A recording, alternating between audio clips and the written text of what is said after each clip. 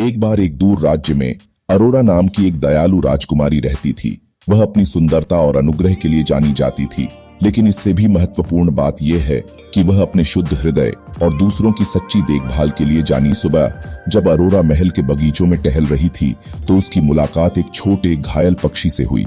उसका पंख टूट गया था और वह अब उड़ नहीं सकता था।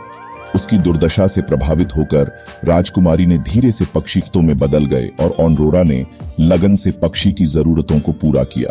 उसने उसे खिलाया, उसका पालन पोषण किया और उसके दर्द को कम करने के लिए पक्षी का पंख ठीक हो गया और इसने आकाश में स्वतंत्र रूप से उड़ने की अपनी क्षमता वापस पा ली। आनंद से भरकर अरोरा पक्षी को वापस प्रकृति में छोड़ने के लिए तैयार हो गया।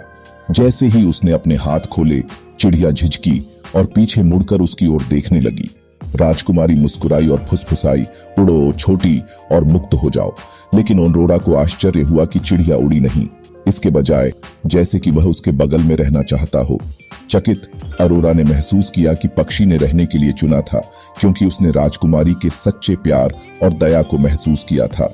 पक्षी के साथ अरोरा के असाधारण बंधन की खबर तेजी से पूरे राज्य में फैल गई। लोग उसकी निस्वार्थता और करुणा से प्रेरित हुए और उन्होंने उसके कार्यों का अनुकरण करना शुरू कर दिया। राज्य एक ऐसे स्थान में परिवर्तित हो गया जहां प्रेम, दया और सहानुभूति पनपी।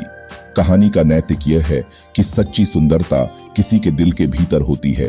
घायल पक्षी के लिए अरोरा की करुणा ने उसके चरित्र को प्रदर्शित किया और इसका एक लहरदार प्रभाव था जो दूसरों को अधिक देखभाल करने और सहानुभूति रखने के लिए प्रेरित करता था।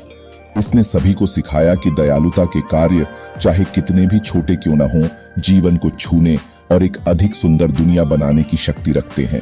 उस दिन से आगे राजकुमारी अरोरा प्यार और करुणा का प्रतीक बन गई। लोगों को याद दिलाती है कि सच्ची रॉयल्टी धन या स्थिति से नहीं, बल्कि किसी के दिल की अच्छाई से निर्धारित होती है। और वह एक मार्गदर्शक बनी रही, सभी को याद दिलाती रही कि थोड़ी सी दया दूसरों के जीवन में बड़ा बदलाव ला सकती है।